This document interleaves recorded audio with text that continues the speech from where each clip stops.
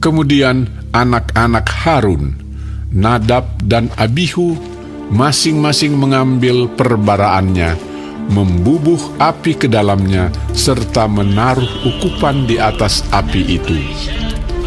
Dengan demikian, mereka mempersembahkan ke hadapan Tuhan api yang asing yang tidak diperintahkannya kepada mereka. Maka keluarlah api dari hadapan Tuhan, lalu menghanguskan keduanya, sehingga mati di hadapan Tuhan. Berkatalah Musa kepada Harun, "Inilah yang difirmankan Tuhan. Kepada orang yang karib kepadaku, kunyatakan kekudusanku. Dan di muka seluruh bangsa itu, akan kuperlihatkan kemuliaanku." Dan Harun berdiam diri. Kemudian Musa memanggil Misael dan Elsafan, anak-anak Uziel, paman Harun, lalu berkatalah ia kepada mereka, "Datang kemari, angkatlah saudara-saudaramu ini dari depan tempat kudus keluar perkemahan." Mereka datang dan mengangkat mayat keduanya, masih berpakaian kemeja, keluar perkemahan seperti yang dikatakan Musa. Kemudian berkatalah Musa kepada Harun dan kepada Eleazar dan Itamar, anak-anak Harun, "Janganlah kamu berkabung dan janganlah kamu berduka cita, supaya jangan kamu mati dan jangan Tuhan memurkai segenap umat ini. Tetapi saudara-saudaramu, yaitu seluruh bangsa Israel, merekalah yang harus menangis karena api yang dinyalakan Tuhan itu. Janganlah kamu pergi dari depan pintu kemah pertemuan, supaya jangan kamu mati, karena minyak urapan Tuhan ada di atasmu."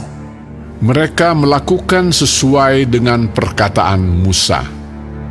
Tuhan berfirman kepada Harun, "Janganlah engkau minum anggur atau minuman keras, engkau serta anak-anakmu, bila kamu masuk ke dalam kemah pertemuan, supaya jangan kamu mati. Itulah suatu ketetapan untuk selamanya bagi kamu turun-temurun. Haruslah kamu dapat membedakan antara yang kudus dengan yang tidak kudus, antara yang najis dengan yang tidak najis. Dan haruslah kamu dapat mengajarkan kepada orang Israel segala ketetapan yang telah difirmankan Tuhan kepada mereka dengan perantaraan Musa."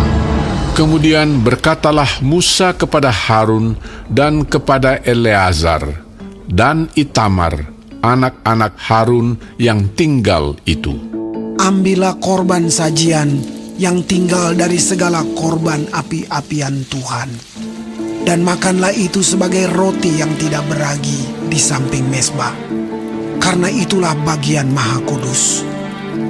Haruslah kamu memakannya di suatu tempat yang kudus, karena itulah ketetapan bagimu dan anak-anakmu dari segala korban api-apian Tuhan. Sebab demikianlah diperintahkan kepadaku. Dada persembahan unjukan dan paha persembahan khusus itu haruslah kamu makan di suatu tempat yang tahir. Engkau ini serta anak-anakmu laki-laki dan perempuan, karena semuanya diberikan sebagai ketetapan bagimu dan anak-anakmu dari segala korban keselamatan orang Israel. Paha persembahan khusus dan dada persembahan unjukan itu haruslah dibawa mereka ke tempat segala korban api-apian yang dari lemak itu, supaya dipersembahkan sebagai persembahan unjukan di hadapan Tuhan. Itulah suatu ketetapan untuk selamanya bagimu, serta bagi anak-anakmu, seperti yang diperintahkan Tuhan." Kemudian Musa mencari dengan teliti kambing jantan korban penghapus dosa itu Tetapi ternyata kambing itu sudah habis dibakar. Sebab itu dimarahinyalah Eleazar dan Itamar, anak-anak Harun yang tinggal itu, katanya, "Mengapa tidak kamu makan korban penghapus dosa itu di tempat yang kudus?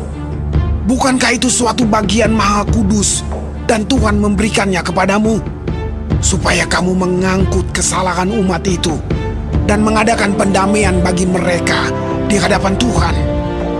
Lihat, darahnya itu tidak dibawa masuk ke dalam tempat kudus. Bukankah seharusnya kamu memakannya di tempat kudus, seperti yang telah kuperintahkan?" Lalu berkatalah Harun kepada Musa, Memang benar, pada hari ini mereka telah mempersembahkan korban penghapus dosa dan korban bakaran mereka ke hadapan Tuhan. Tetapi hal-hal seperti tadilah yang kualami.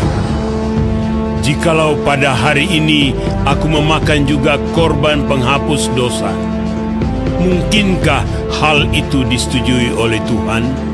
ketika Musa mendengar itu, ia menyetujuinya.